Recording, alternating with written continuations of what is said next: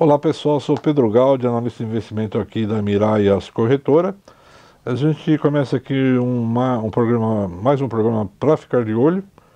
A gente vai falar aqui com vocês sobre fluxo de investidores estrangeiros. A gente tem a informação de que já desde o ano passado, quem está puxando a nossa bolsa, movimento de fluxo de investidor estrangeiro no Brasil tem sido muito forte. Seja pelo perfil do país, de commodities como os principais papéis, a nossa bolsa está muito descontada em todos os parâmetros, né?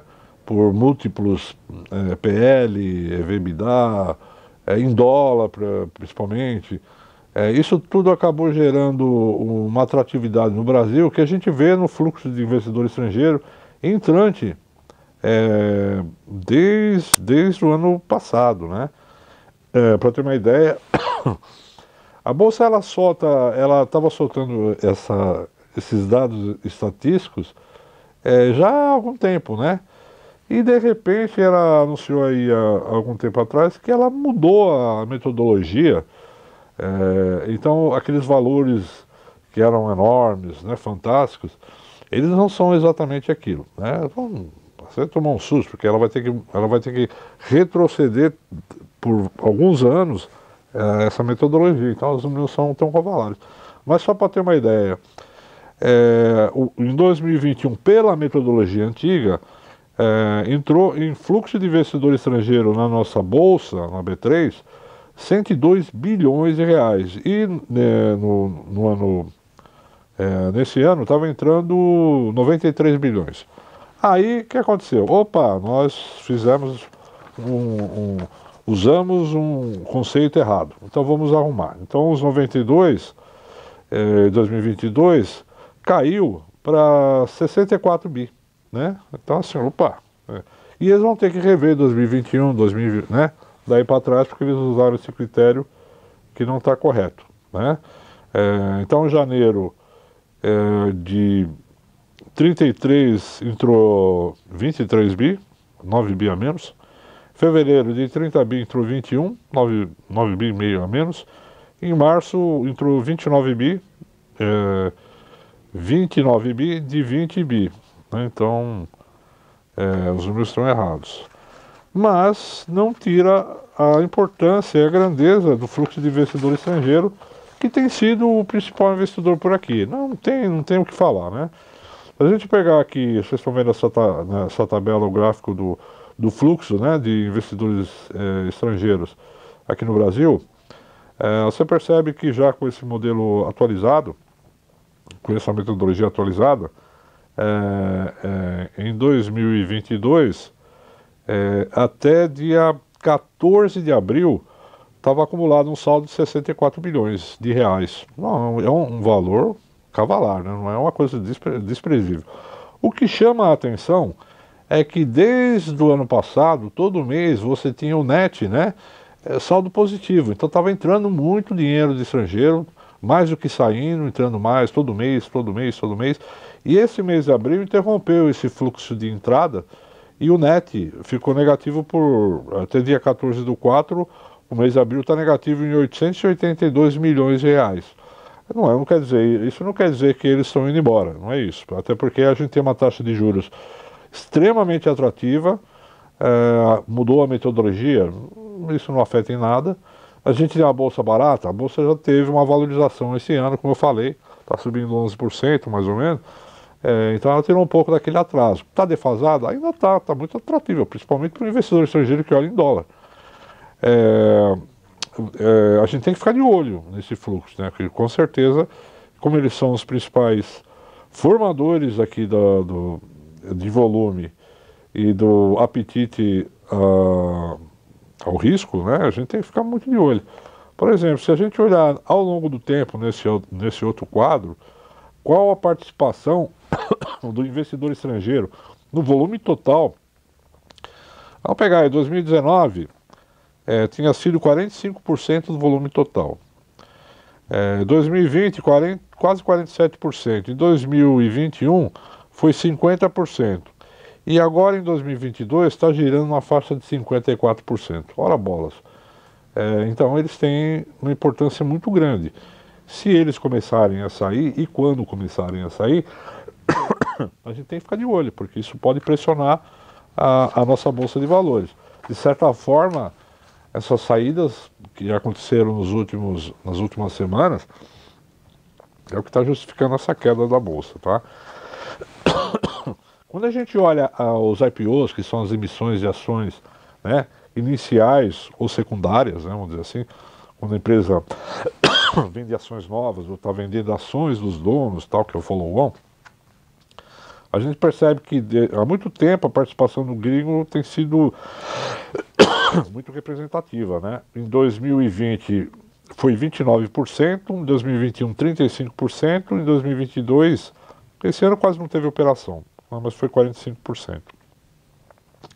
Para ter uma ideia do total de volume de operações, em 2019 foi 90 bi de reais, 2020 foi 118 bi de reais, em 2021 130 bi de reais, esse ano foi 11,5 bi de reais.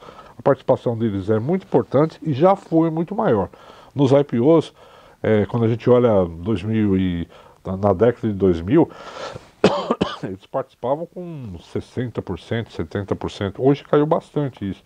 Eles estão olhando muito a oportunidade de momento nos próprios papéis em bolsa. Então, assim, quando a gente olha o que aconteceu esse ano de valorização de papéis, a gente percebe em janeiro quais os papéis que puxaram a bolsa.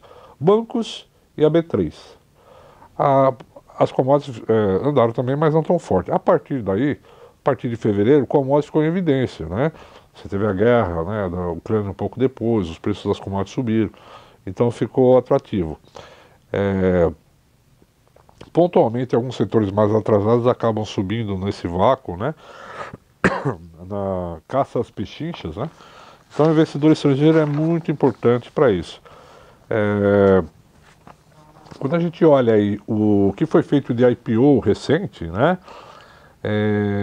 95% quem comprou na emissão está perdendo dinheiro, né? Então você tem quem valorizou desde a emissão. A Vamos fez emissão, está valorizando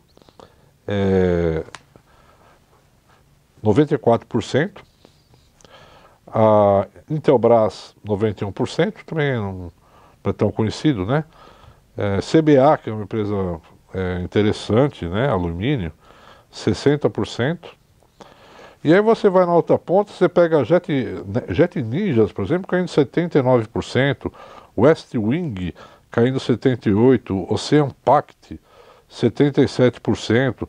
Você vê muita empresa aqui, ó, mais conhecidas, a DOTS caiu 74%, Espaço Laser caindo 70%, Traders Club caindo 58%, Modal Mais caindo 51%, Multilaser caindo 51%.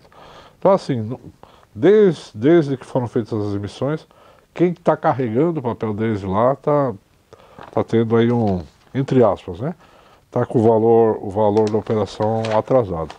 Falando ainda de primeiro trimestre, né? Quais foram os papéis que mais subiram no primeiro trimestre? Aqui o Carrefour ON subiu 48%.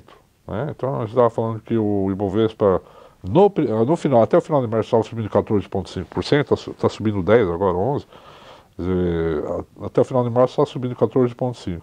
Carrefour subiu 47,7%, a B3 subiu 43%, Ipera 38%, Bradespar ON 36%, Bradespar PN 32%, Itaú PN subiu 32%, Multiplan 31%, BB Seguridade 28% e a Vale ON subindo 27%. Do outro lado, quem mais caiu? Embraer ON caiu 40% no primeiro trimestre. Lembrando que no ano anterior, no ano passado, ele foi um dos papéis que mais valorizaram, 180%. Né? Então está devolvendo. O BID, o Banco Inter, caiu 26%, a Braskem PNA 23%, BRF 17%, Yoshi Maxion 13%, Marco Polo PN 13% também, a CSN Mineração 11%, Uzi Minas, PNA, caindo 7,85% e Suzano, ON, 7,16%. Ou seja, é aquela história, né? A bolsa está subindo 10, 14, 10. Mas se você conseguiu compor sua carteira com alguns papéis diferenciados, que estão dentro dessa lista das maiores, sua carteira está tendo uma evolução maior. E o inverso também é verdadeiro. Esse aqui está sendo um ano muito difícil porque não são todos os papéis que estão subindo, né? Estão subindo muito bancos, AB3, commodities, né? Vale, Petro, siderurgia, os em Minas está negativo, Gerdau subiu bem, os em Minas está negativo. Então, conforme a composição da carteira, o investidor aí tem um movimento legal. Bom, qual é o sentido da gente bater esse papo com vocês? É para a gente ficar de olho nesse fluxo de investidor estrangeiro, que ele vai ter uma importância muito grande. A gente não pode esquecer que a gente está num ano de eleição. Normalmente os anos de eleições, quando chega mais ou menos maio, junho, as bolsas começam a ter uma volatilidade muito grande, conforme as pesquisas, o candidato tal está subindo, o candidato Y está caindo, ou vice-versa. Esse ano o mercado está muito, por enquanto, está afastado desses movimentos de pesquisa, até porque ainda é meio embrionário falar alguma coisa, né? A formação política ainda está se realizando. Talvez essa volatilidade fique para o segundo semestre. Mas por enquanto o que a gente vê, principalmente o investidor estrangeiro, é apático em relação a essa questão de eleição. Pesa muito mais a questão econômica, né, risco fiscal, coisas desse gênero, do que propriamente outros fatores. Mas como a gente tem dito aqui, a nossa bolsa continua barata, e isso deve continuar atraindo investidor estrangeiro. Vai subir o Fed, vai subir os juros? Vai ter uma fuga de capital. Nós temos uma taxa de juros uma das maiores do mundo, né? O Brasil não vai quebrar, então não tem nada disso. O Brasil continua muito atrativo, mas a gente tem que ficar de olho no fluxo, porque o fluxo pode trazer alguma pressão pontual em cima do nosso Ibovespa. Ok, pessoal? Um abraço a todos, boa semana e a gente volta com outro tema para a gente discutir por aqui.